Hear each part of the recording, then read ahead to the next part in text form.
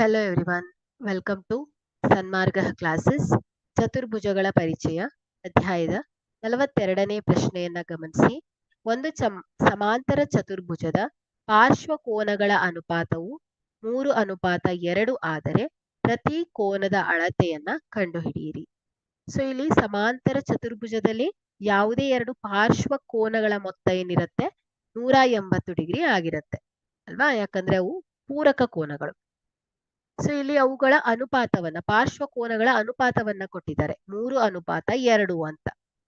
So ಹಾಗಾದ್ರೆ ನಾವಿಲ್ಲಿ ಪಾರ್ಶ್ವ ಕೋನಗಳನ್ನ ಒಂದು ಕೋನವನ್ನ 3x, ಓಕೆ, ಸೊ ಇನ್ನೊಂದು ಕೋನ 2x ಅಂತ ತಗೊಂಡ್ರೆ ಸೊ ಇಲ್ಲಿ ಇವುಗಳ ಮೊತ್ತ ಏನಿರುತ್ತೆ 180 ಡಿಗ್ರಿ ಆಗಿರುತ್ತೆ.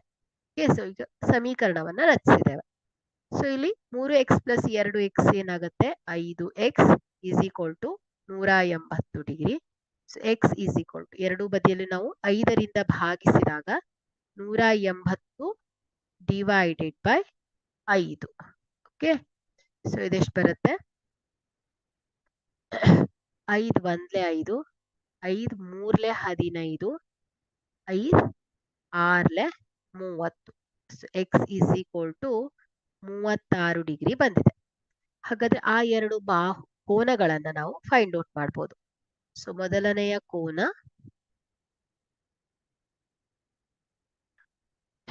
3x ಈಸ್ ಈಕ್ವಲ್ ಟು 3 × 36 ಎಷ್ಟು ಬರುತ್ತೆ, ಇದು 108 ಡಿಗ್ರಿ. ಓಕೆ, ಸೊ ಎರಡನೆಯ ಪಾರ್ಶ್ವ ಕೋನ ಯಾವುದು 2x ಅಂತ ಇದ್ರೆ ಸೊ ಇಲ್ಲಿ 2 × 36 ಡಿಗ್ರಿ ಈಸ್ ಈಕ್ವಲ್ ಟು ಎಷ್ಟಾಗುತ್ತೆ, ಇದು 36 × 2 72 ಡಿಗ್ರಿ ಬಂದಿದೆ. ಸೊ ಇಲ್ಲಿ ಸಮಾಂತರ ಚತುರ್ಭುಜದ ಎಲ್ಲಾ ಕೋನಗಳು, ಸೊ ಇಲ್ಲಿ ಸಮಾಂತರ ಚತುರ್ಭುಜದಲ್ಲಿ ಅಭಿಮುಖ ಕೋನಗಳು ಸಮನಾಗಿರುತ್ತೆ. ಹಾಗಾದ್ರೆ ಕೋನ ಎ ಅನ್ನ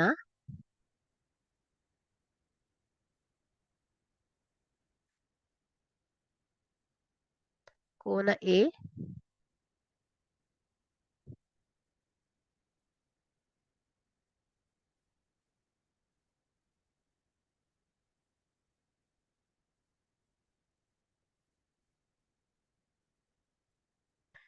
108 ಡಿಗ್ರಿ ಆದ್ರೆ ಸೊ ಕೋನ ಸಿ ಇದು ಏನ್ ಹೇಳಿ 108 ಡಿಗ್ರಿ. ಓಕೆ, ಸೊ ಅಭಿಮುಖ ಕೋನ. ಸೊ ಇಲ್ಲಿ ಪಾರ್ಶ್ವ ಕೋನಗಳ ಮೊತ್ತ 180 ಡಿಗ್ರಿ ಆಗಿರುತ್ತೆ ಅಲ್ವಾ. ಸೊ ಹಾಗಾದ್ರೆ ಇದೇನಾಯ್ತು, ಕೋನ ಬಿ 72 ಡಿಗ್ರಿ ಆದ್ರೆ ಕೋನ ಡಿ, ಸೊ ಬಿ ಮತ್ತು ಡಿಗಳು ಅಭಿಮುಖ ಕೋನಗಳಾಗಿರೋದ್ರಿಂದ ಕೋನ ಡಿ ಎಷ್ಟಿರುತ್ತೆ 72 ಡಿಗ್ರಿ ಆಗಿರುತ್ತೆ. ಓಕೆ, ಸೊ 108 + 72 ಡಿಗ್ರಿ ಪಾರ್ಶ್ವ ಕೋನಗಳ ಮೊತ್ತ 180 ಡಿಗ್ರಿ ಆಗಿರುತ್ತೆ. ಸೊ ಹಾಗಾಗಿ ಇಲ್ಲಿ ಸಮಾಂತರ ಚತುರ್ಭುಜದ 4 ಕೋನಗಳ ಅಳತೆಗಳು ಕ್ರಮವಾಗಿ 108 ಡಿಗ್ರಿ, 72 ಡಿಗ್ರಿ, 108 ಡಿಗ್ರಿ ಮತ್ತು 72 ಡಿಗ್ರಿ ಆಗಿದೆ. Thank you.